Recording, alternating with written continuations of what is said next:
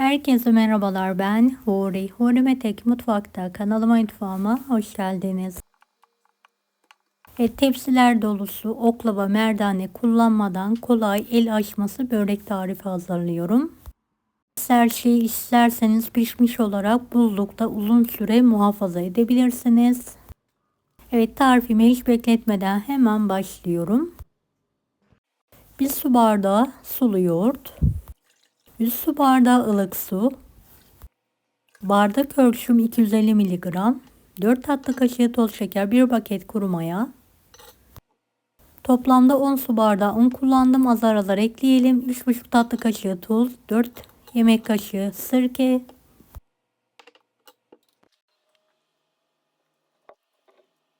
yumuşak ele yapışmayan bir hamur hazırlayalım.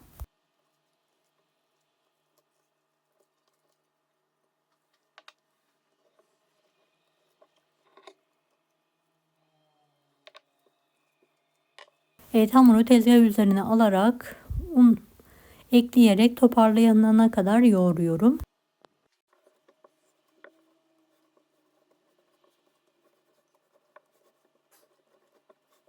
Toparlandıktan sonra 2 yemek kaşığı sıvı yağ ekleyelim ve tekrardan yoğurarak hazırlayalım.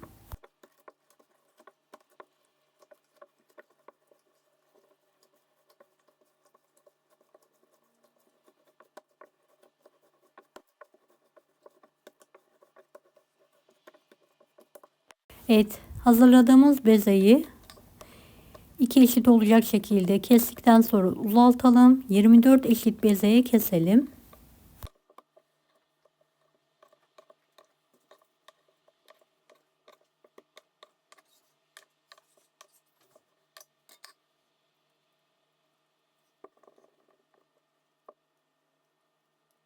Bezelerimizi yuvarlayalım.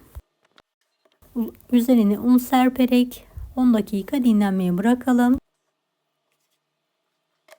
Evet, tavaya bolca sıvı yağ aldım, ısıttım. Üzerine 4 tane büyük kuru soğanı ekleyerek kokusu çıkana kadar kavuruyorum.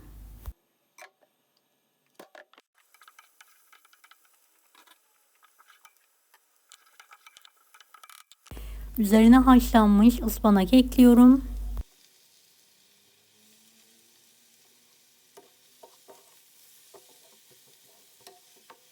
Yaklaşık 1,5 kilo ıspanağım var.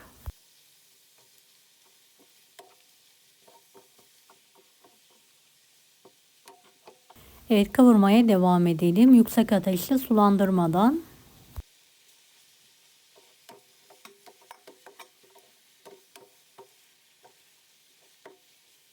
1,5 tatlı kaşığı tuz ekliyorum.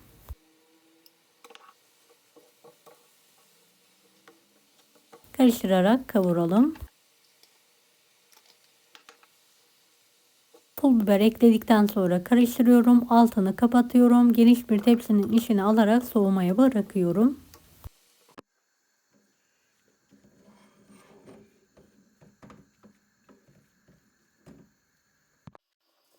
Evet, dinlendirdiğimiz bezeleri bolca un serperek şöyle tatlı tabağı büyüklüğünde açalım.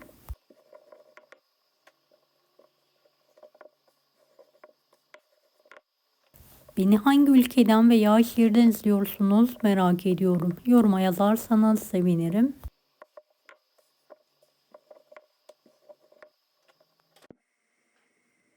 Evet, hepsini açtım.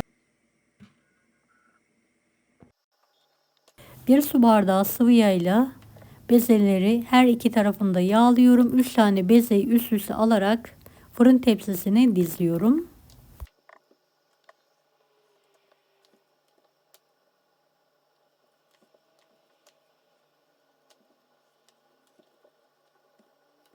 Evet, bezelerim bitene kadar aynı işlemi yapmaya devam ediyorum.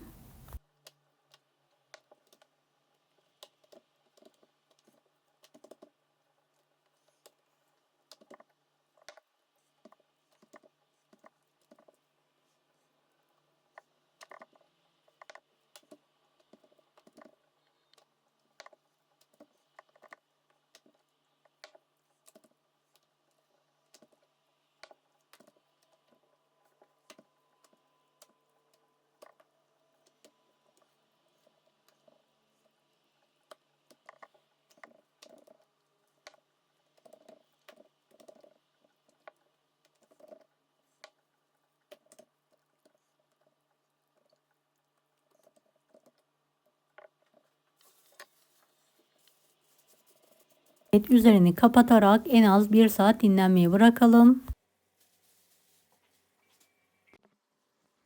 Evet, 3 tane bezeyi tezgah üzerine alıyorum. Tereyağı ve sıvı yağ erittiğim karışımla yağlayarak elimle sündürerek inceltiyorum. Toplamda 125 gram tereyağı, yarım su bardağı sıvı yağ kullandım.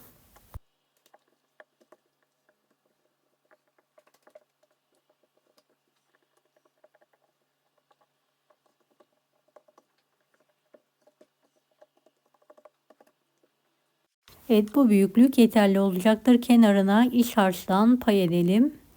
Rulo sararak sündüre sündüre rulo sarmaya devam edelim.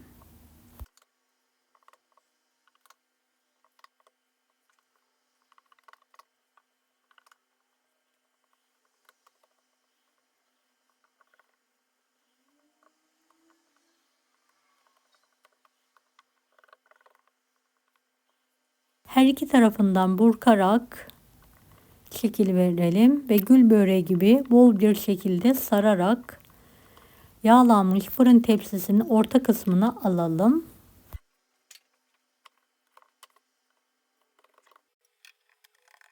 Evet, bu yöntemle tepsim dolana kadar aynı işlemi yapmaya devam ediyorum.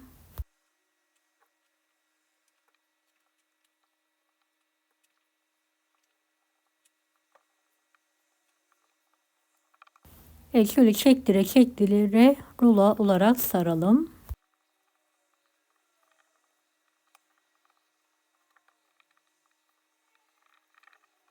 En sonuna kadar burkarsak o kadar tel tel böreğimiz olur.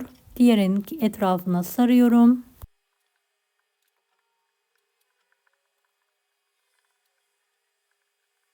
Toplamda 9 tane üst üste beze kullanmış oldum.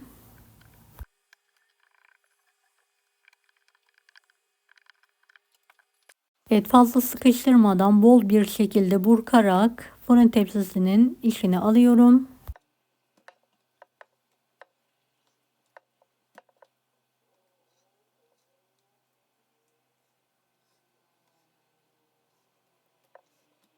Ve kenara kaldırarak tepsi mayası yaptırıyorum.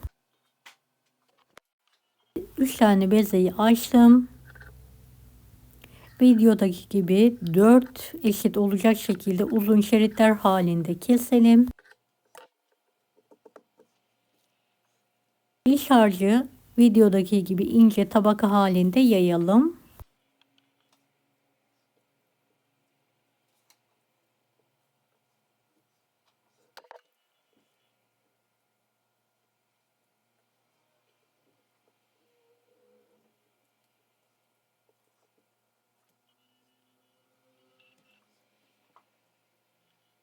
Ve gül böreği gibi rulo sardıktan sonra şekil verelim. Dilerseniz burkarak, dilerseniz direkt gül böreği şekli verebilirsiniz.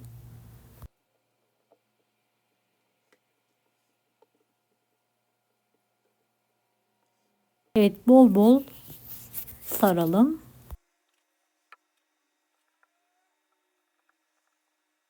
Diğerlerini aynı şekilde hazırlıyorum.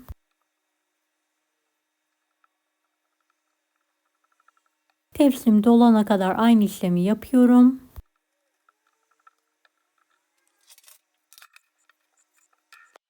Tekrardan 3 tane bezeyi üst üste açtım.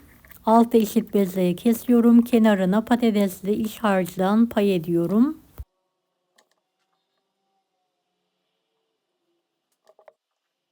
Kenarlarını katlayarak büyük rulolar şekilde sarıyorum.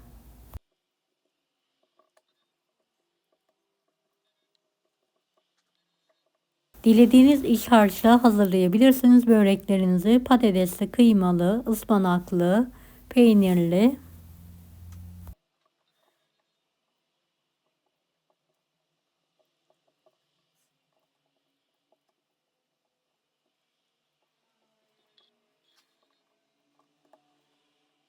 Tepsimi alıyorum.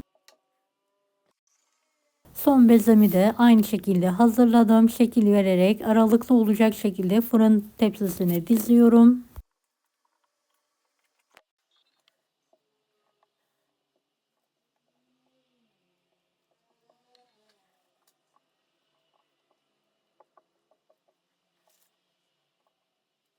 Son böreğimi de hızlıca şekil verdim. 3 tepsi böreğim hazır. Kalan yağı üzerine şöyle fırça yardımıyla serpiyorum.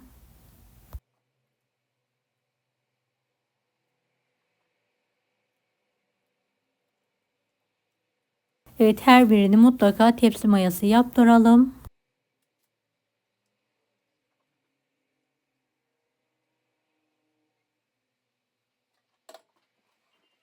Dilerseniz çiğ olarak buzluğa atabilirsiniz. Dilerseniz pişmiş olarak.